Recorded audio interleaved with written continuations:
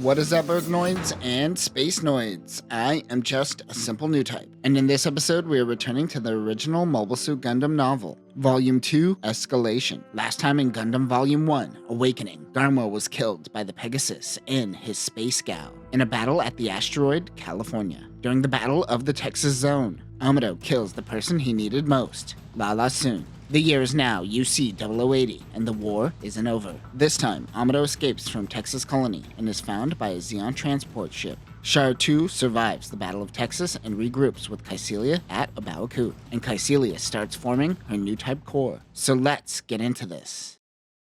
Several nukes go off. Texas Colony is self-destructing. The Saffron and the Cisco head inside to find the Pegasus crew, but the fire caused the port to rupture, and there was nothing more they could do. The novel goes into detail about the colony mirrors reflecting so much light during the explosion that Kycilia and General Revel could see it from far away. Zaku was destroyed. The Elmith was able to destroy the Gundam, but Amuro was able to eject in the core fighter. He makes a beeline out of the colony as it falls apart. Amuro remembers Lieutenant Ralph saying, "If the power fails, your instruments are as useful as sunglasses in a cave at midnight. Nothing will ever beat your eyes and ears." As he makes his escape, he loses consciousness. But as he loses control of his body, his subconscious goes stronger. He asks Lala what happened. The whole situation happened in about 20 minutes. In that time, Amuro grew a sense of understanding between him and Lala that felt more intimate than anything he felt from Frau Bo, who he knew his whole life. Unlike the anime where Lala's death comes at a time where Amuro was almost already a fully realized new type. In the novel, Lala's death is the catalyst that triggers Amuro's new type powers. He then resorts to anger. He wonders why she fought with Char. He wonders if she is in love with the Red Comet. He is speaking to Lala, but she doesn't answer him. Meanwhile, Amuro is in a comatose state while floating out in space. Texas Colony collapses behind him. Life support systems will only last so long. General Revel is heading towards Granada at the same time Texas goes up in flames. Any survivors of the 13th Autonomous Fleet links up with Revel by orbiting counterclockwise while Revel's fleet orbits the opposite direction. Revel's battleship, the Drog, sent a message, "Butterflies in the desert." This is code to begin the attack on Granada. Everyone groups up around the Trafalgar-class ship. There are 17 Coral-class heavy cruisers, 20 Salamis-class ships, and 65 public attack ships. The Coral-class ship is a heavy space cruiser seen only in the novels. It has a higher firepower than the Magellan-class ship and is designed to rival the Chevet-class ship. In terms of design, it most likely looks like a tinier Alexandria-class ship. These ships were made before Minovsky particle interference became a thing. Also with him is Vice Admiral Carroll's fleet, consisting of his Trafalgar-class ship, the Garibaldi, 7 Magellans, 8 Salamis-class ships, and 30 public-class ships. Each Trafalgar carries 60 Cosmo fighters. These are DOP-like fighters that are now obsolete in the age of Minovsky particle disruption. Now they have been reduced to hit-and-run attacks. As Zeon advanced their Zaku mobile suits, EFF just kept pumping out Cosmo fighters and falling behind. The closest they have to something mass-produced is the VX-76, nicknamed Mr. Balls. This is the novel's version of the ball. It is too primitive to hold a beam rifle, and still is a flying coffin. Although still in testing and not in the mass production phase, they still have 40 gems, while the Gundam and Gun Cannon essentially are doing live testing. They need to catch up fast. As the attack begins, Revel says the phrase, "Tora, Tora, Tora," the phrase used during the attack on Pearl Harbor. Also a good movie. Go watch the movie Tora, Tora, Tora. It's way better than Pearl Harbor. Revel and Carroll's fleet begin descending into Granada. Zeon detected their forces and gathered to show resistance. Kycilia hasn't had any word from Giran. Obawaku Space Forces won't provide help until they have Revel's route of attack. In the novel, they describe Kycilia's mask as a rubbery texture that fits over her face like a thin piece of skin. I like to think that it looks like Snake Eye's lips in that terrible G.I. Joe movie. In this version, she also uses it to hide the stench, but also as a good luck charm, as the only time she didn't wear it into battle, someone exploded next to her, thus causing her smell fetish. Revel's public-class ship begins moving in. They fire missiles that emit an electromagnetic field capable of mitigating beam weapons. Zeon has to switch to ballistics. Cosmo fighters begin swooping in and dropping bombs. Salamis and Musais begin firing at one another.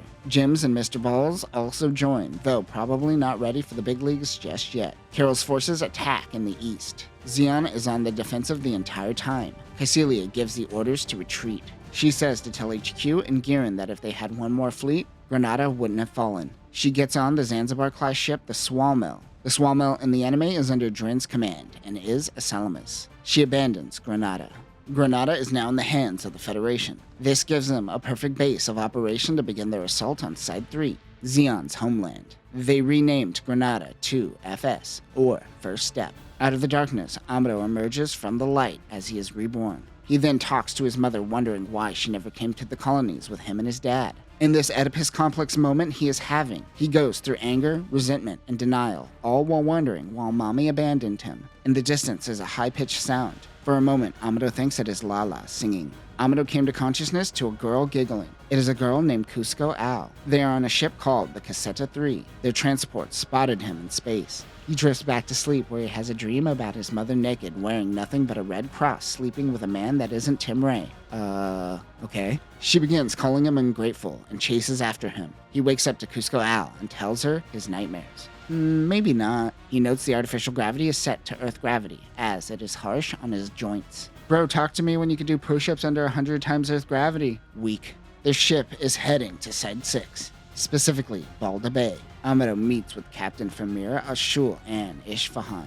Amuro wants to know where his pod is. He wants it destroyed. However, the regulations state that it is their property until they dock at Side 6, and then they can hand it over to the Federation consulate. However, the captain decides to turn over his core fighter once it clears customs from Side 6. Amuro doesn't like that option as well. He takes him to view his core fighter, which he calls a capsule to not give away the fact that it is a core to a Gundam. While looking at the core fighter, his worst fears turned out to be a reality. He is on a Zeon transport ship. The captain says it'll take 2 days minimum, 1 week max to pass customs. Something doesn't seem right to Amuro.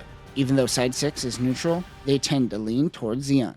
The president of Side 6, Rank Kipradon, is rumored to be working with Kycelia. It seems it is just the captain who is allowing him to roam free, as everyone seems to want him to be a prisoner of war, except for Kuzco. He wonders, where does Kuzco Al fit into all of this? Amuro asks Kuzco for a cup of coffee. In the novel, he describes her hair as chestnut, though her only appearance is in Giren's Greed, and her hair is pink. The two flirt. He's being flirtatious on purpose to get intel. But interestingly, Kuzco can sense this, yet still helps. He wonders if she is a new type, but he has no connection to her, like he did with Lala. The two drink their vending machine coffee as Amuro tells her that he needs to get his capsule, or his superiors will have his head. She says that they are docking soon, so if he plans on doing something, he better do it soon. She asks to help, which confuses and arouses Amuro. Usually I'm making jokes about Amuro being aroused. Not in the novel. This is all Tomino's doing. Kuzco is able to convince the deck to allow them to do a spacewalk to take a photo of Side 6. They somehow allow this? Side 6 only consists of 8 colonies.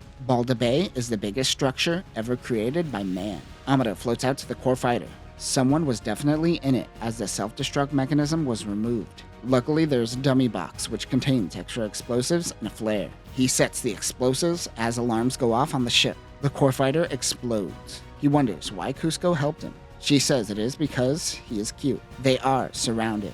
Char is visiting Kycelia at Abawaku. She reads his report on Texas Colony. Only he and a few of the Zanzibar crew were able to get out. They jettison out into space, where they were picked up by a Musai heading towards Granada. But once they got word of its fall, they changed course towards Abawaku. In the novel, Abawaku was 2 asteroids that were joined together, which means the upside-down penis look was a choice. They refer to it as an umbrella, but it is totally an upside-down pointy dick. While on the asteroid, she is trying to recoup as many Kycelia loyalists as possible. Their numbers are far and few between now. Char sees that Dozel and Giren didn't lift a finger and wanted Kycelia to fall. The Zabi family seems to be unraveling. He hopes it falls apart without him having to lift a finger. In her attempt to bolster her numbers, Kycelia is considering starting a new type core. It also seems Giren is planning on luring Federation forces in between Solomon and Abawaku and taking them out with one blow. Char knows of this too because of Garma. She knows he isn't making any real progress and no one blow will win a war. Her desire for a new type force makes Char confused, as he is on the same page. She even says that new types are the future. He agrees, but what is her game? He doesn't really care, but it does put the two's ideals on the same page in regard to controlling the Flanagan Institute. He thinks of the new type connection between Amuro and Lala.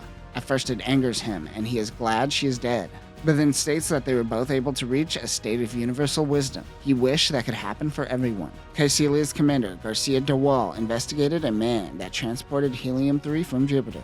His name is Chalya Bull, and he is a promising candidate for her new type group. Char wonders why a potential new type isn't on the front lines. But this was actually a recommendation from Giran. He seems to want his hands in everything. The next is Cramble Corella, a former Zaku pilot.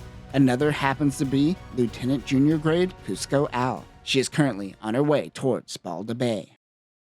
And that will do it for this episode. Kuzco Al is an exclusive to the novel as she appears to show up in Giran's Greed as well. We also get a look at some ships that don't exist in the anime. I guarantee the Alexandria-class ship definitely evolved from the early concepts of the Corral-class ship. The novels certainly do act as a peek into early production development of Universal Century. Next time, Amuro now has to deal with Side-6 immigration. He regroups with the Pegasus crew, and Kuzco Al pilots a second element. But that will do it for now, new types. Remember, keep your Oedipus dreams to yourself. Peace.